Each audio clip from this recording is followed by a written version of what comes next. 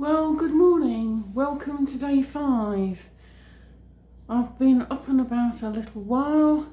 I just had a bit of yoghurt and the last of the compote for a quick breakfast. I'm going to have an early lunch today because I have an appointment this afternoon with my homeopath and I'm really hungry. Now, I'm having an egg sandwich for lunch, nothing flash. However, I'm going to do myself a few chips to go with it. It's cold here and I have a long day ahead of me, various things in the pipeline, and when I get off the bus I have a long walk there and back to my homeopaths, and if I don't eat enough I'm not going to be very well. I will say at the start of day 5 that I'm finding this challenge quite challenging. I have a high metabolism and I just haven't had enough food. I've made sure that Dan's had enough to eat, but there's not really been enough necessarily for both of us. I'm used to eating more carbs to fuel my body. I need over 2,000 calories to stay the same weight. My brother needs 3,000 calories to stay the same weight. My mum, she had COPD, she needed 4,200 calories to stay the same weight. So my brother and I, if we don't eat enough, we lose weight rapidly. Robert is already whippet thin at 3,000 calories a day. So that gives you some idea. We had our regular milk delivery this morning. Today we had 2 pints of semi-skimmed in glass bottles and eggs, half a dozen. But for whatever reason, the milkman also left a sliced loaf. Now, we don't like bread made the Chorleywood method way. It's a Hovis white medium sliced. We have no idea why we were sent it. There's no communication to say what it's for. Maybe it's a mistake or maybe it's a little extra for some reason. Sometimes I don't get emails for a couple of days. Anyway, we may donate it to the food bank. It's a large loaf too. I'll ask Dan what he wants to do. He may say, well, it saves you the trouble, Kat, of making bread. But I don't really eat this kind of bread at all. It's not tummy kind. Anyway, he would probably eat the bread. We'll decide what to do later. I'm going to make a chickpea curry for tomorrow night's dinner. I've been soaking some chickpeas overnight in lots of water. And now I need to cook them up for at least 45 minutes to an hour. I usually just cook them on a gentle boil and give them a little bit longer.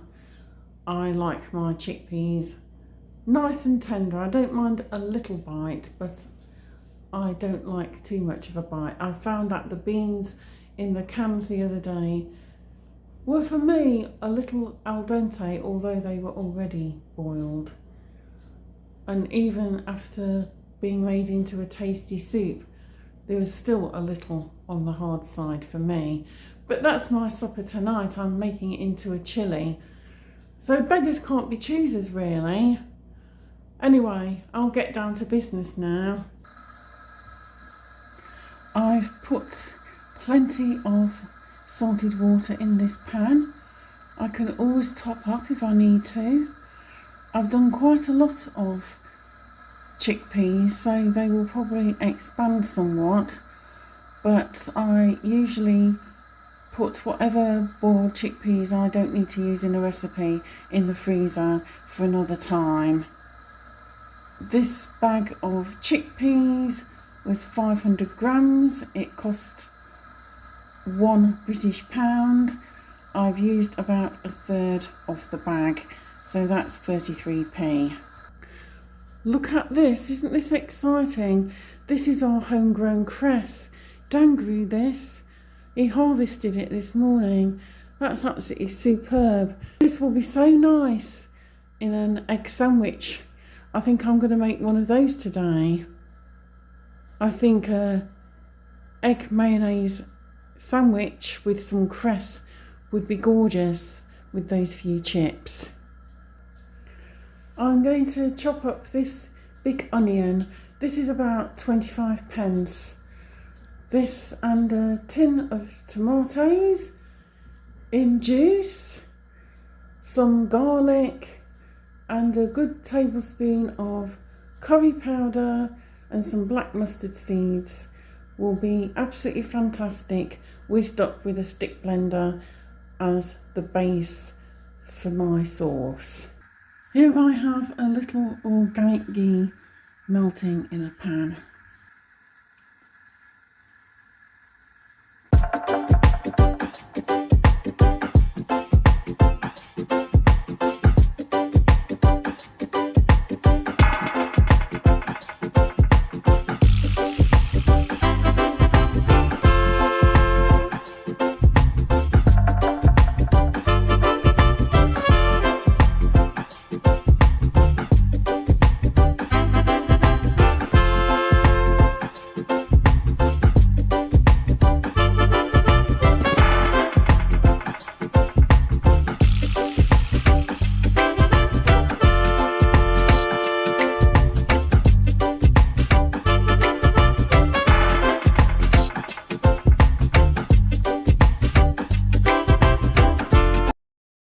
The base is ready now, and I'm going to let it cool a little and then whiz it up.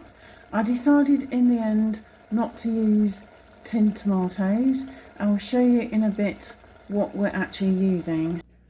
I added a little more cabbage stock to the blend. I've blended it all up now, as you can see. Doesn't matter if there's one or two little bits that aren't done.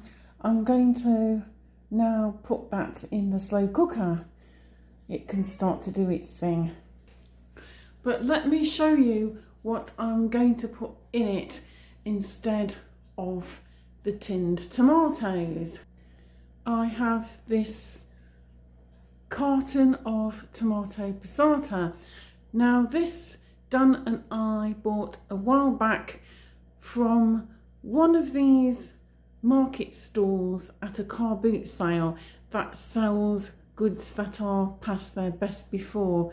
So this one, for example, was best before August 2023, but there's absolutely nothing wrong with it. It cost about 50 pence max.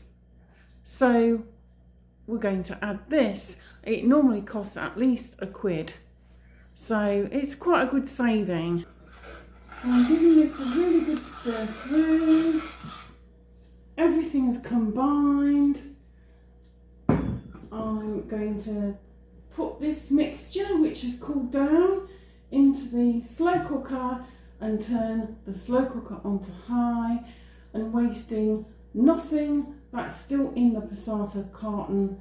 I'm going to get it all out of there so nothing's wasted. I've got some cabbage stock left, so it'll be really tasty. These are the curry leaves. Stir those through. There's also a bay leaf. There's quite a bit of acidity from the passata. I'm going to add just a teaspoon of demerara sugar. It helps to bring the sweetness of the tomatoes out and also of the chickpeas. They're still boiling away at the moment. They'll get added to the pot once they're tender. We'll just leave that now to just do its thing and heat up. I'm going to boil my eggy, sweet little egg, and have a cup of tea, and then I'm going to film the vlog for my other channel.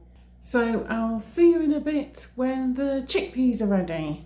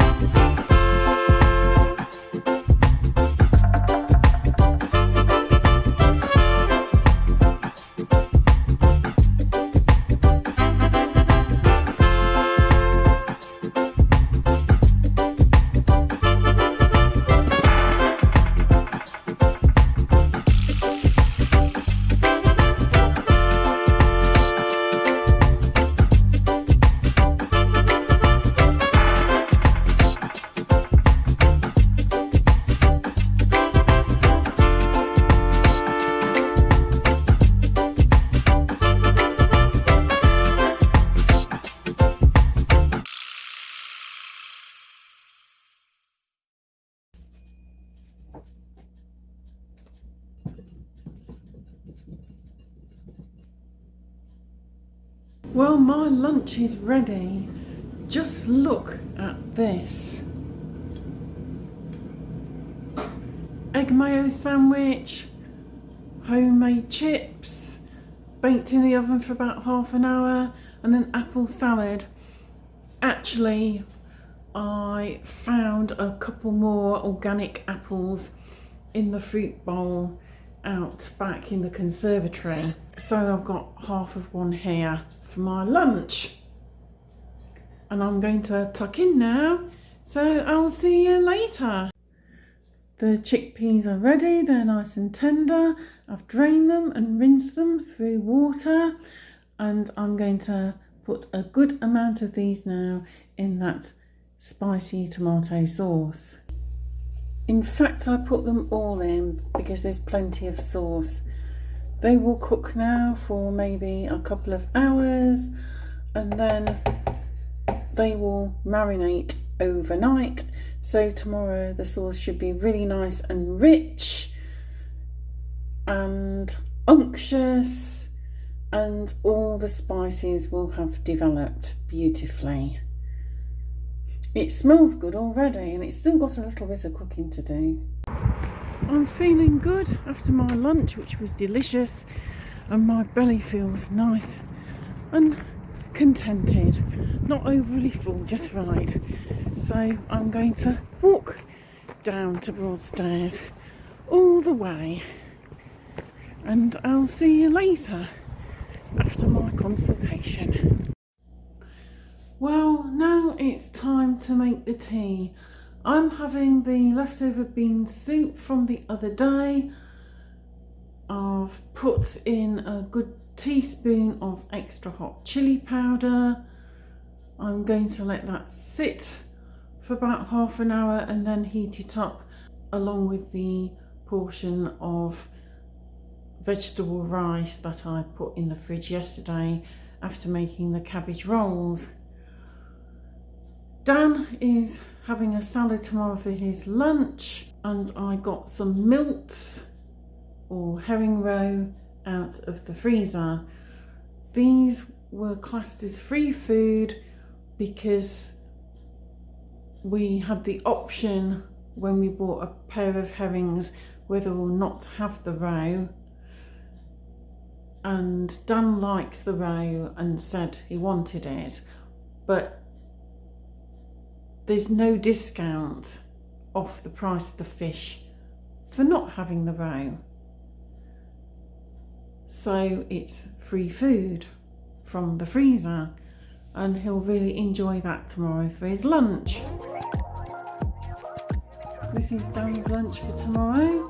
When the milks are cold, I'll add them to the salad. I'll see what else he would like to eat when he gets back home tonight. We will be having though some of this lovely amber sauce. Here, this is what is used on falafels, and it's made in Iraq, and it's delicious. It's got turmeric in. So I'm eating my supper now. This is my mixed bean soup leftovers and vegetable rice leftovers, and I'll see you tomorrow for day 6. So evening and bye for now.